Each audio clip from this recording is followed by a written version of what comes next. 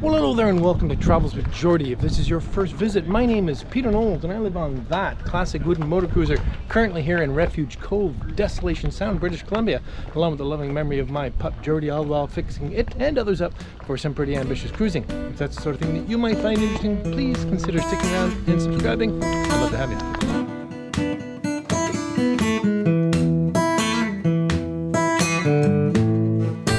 Just love Refuge Cove. It's a little hideaway village built on stilts in this little harbor, and it has fuel, a store, a bookstore, laundry, all that, and a pub. And I can't tell you how excited I am that the pub is back over after several years being closed through COVID, etc., and they have rebuilt with flair. It is fantastic. Good beer, exceptionally good food, and what a location. Anyway, enough about that. Let's look at what we're doing this week. Jump back in time a little bit, leaving Vancouver Harbor and heading off on the beautiful summer cruise that this is. And a happy Canada Day weekend to those of you who are Canadian, and a happy upcoming July 4th weekend day. Well, I don't know when you celebrate it, to my good friends down south. Okay, let's get back to work. Actually, I'm going this way. For the last couple of years, I've begun my summer cruising season from Vancouver. And I think I do that for a couple of reasons. Fundamentally, I'm an urban person. I love the remoteness and the beautiful little coves of Desolation Sound, but I'm really drawn to cityscapes and terraces and the hubbub of people. So this kind of gives me a great sort of send-off, a bit of a dose of urbanism before I'm into the wilderness. The other reason is much more practical. Vancouver is on the mainland. In other words, I've already crossed the Strait of Juan to Fuca, which isn't the sort of thing you can do any day. So it's a staging area for waiting for good weather to go north. And if you're going to stage somewhere, this is the place to do it. It being such a gloomy day, I thought I'd try a little artificial intelligence sky replacement. I'm a bit terrified about how easily that worked. I don't think that's something I want to do. No.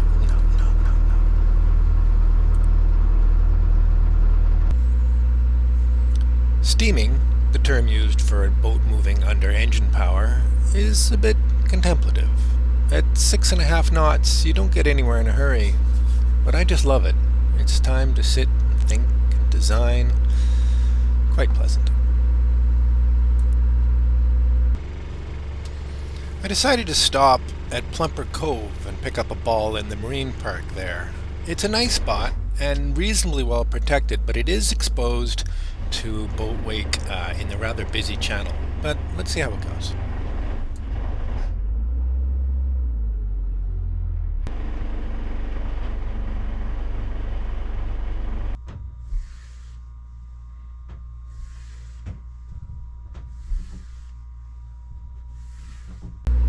In the end, the passing boat wake was as advertised, so I decided to move on to one of my favorite spots, Smuggler Cove.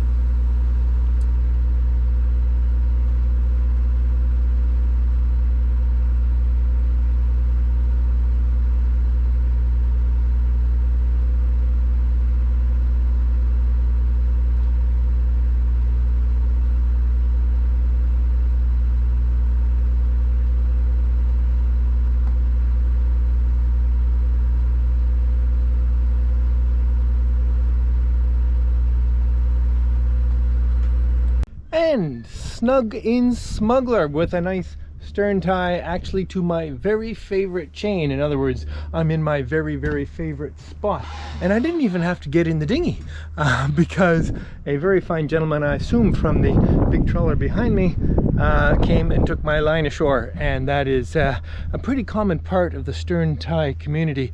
But it's always a pleasure when someone does it for you. All right, we'll get the plumbing going on this sink. It was a disappointment to have to use this big old cast elbow, 1.5 inches, but I could not in the local hardware store find anything more suitable. It's the kind of thing that maybe I'll replace someday, maybe I just won't. The sink is going to 1-inch hose, which is a little bit on the small side. Were there ever to be any, I don't know, little bits of something, but again, it's what I'm doing for now, and if I need to change that in the future, I'll know how. So what I'm looking to do now is determine the height in the back of the cabinet that would be appropriate for the hose to go out and to drill a hole. And I'll mark that.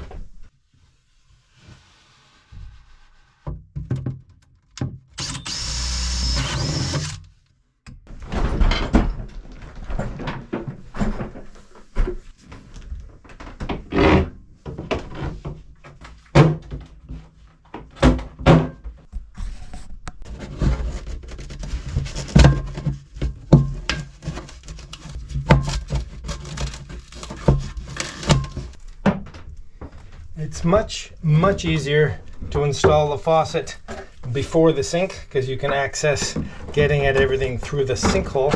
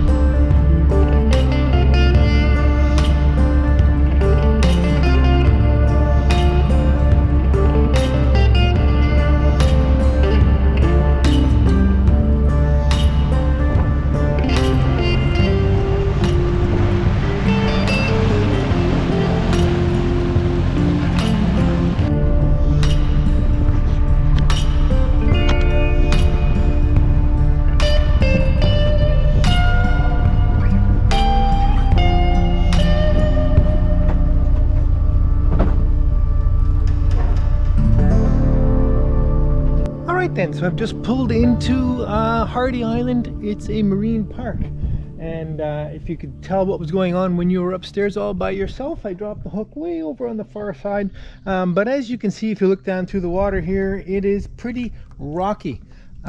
So you're waiting and you're hoping that the hook will find a little crevice to bite into.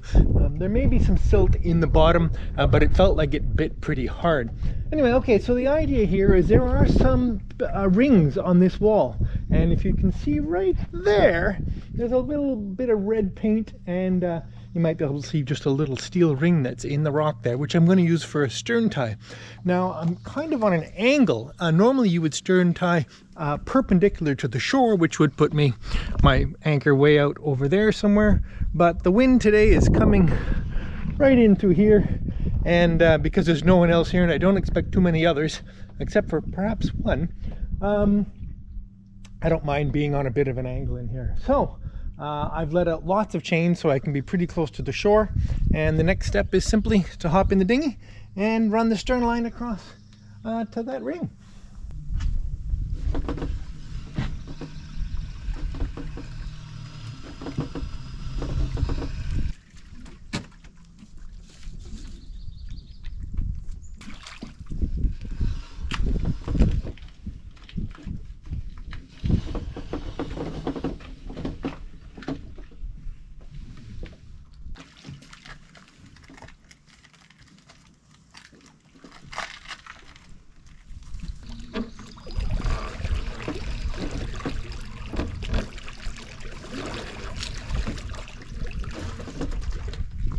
And there we go.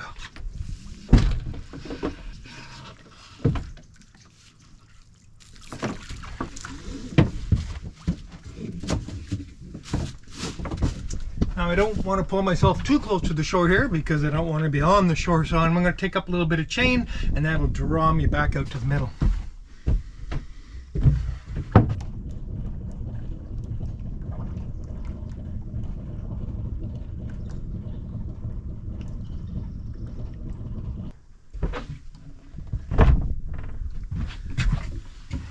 There we go, in an absolutely glorious spot. Settled in, into the wind, very, very nice.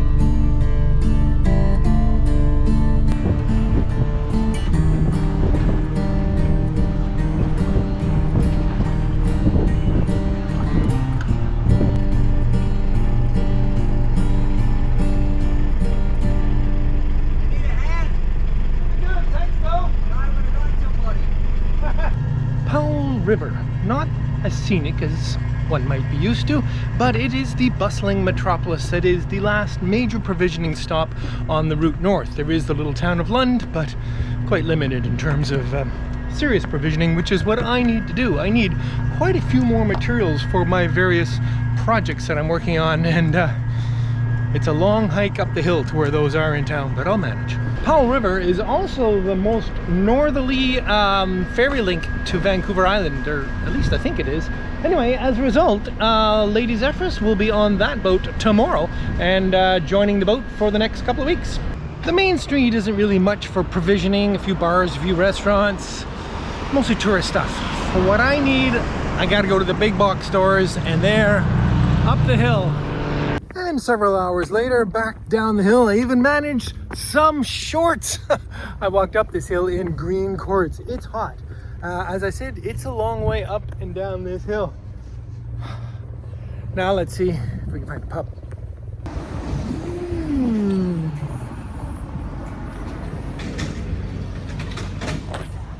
I like it.